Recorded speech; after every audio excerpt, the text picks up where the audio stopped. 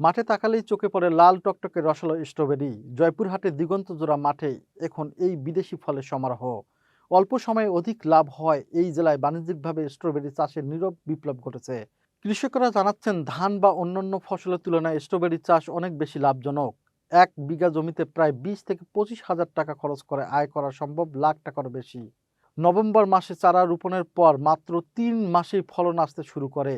বর্তমানে স্থানীয় বাজারে প্রতি কেজি স্ট্রবেরি মানভেদে 300 থেকে 600 টাকা বিক্রি করা হচ্ছে। এখানকার সুস্বাদু এই ফল জয়পুরহাটের চাহিদা মিটিয়ে প্রতিদিন সরবরাহ করা হচ্ছে রাজধানী ঢাকা সহ দেশের বিভিন্ন প্রান্তে। বেকারত্ব দূর করে স্বাবলম্বী হওয়ার নেশায় অনেক শিক্ষিত যুবকও এখনো ঝুঁকছেন এই চাষে। কৃষি বিভাগ বলছেন সরকারি সহায়তা ও উন্নত প্রশিক্ষণ পেলে স্ট্রবেরি চাষ জেলার অর্থনীতিতে বড় ভূমিকা রাখবে।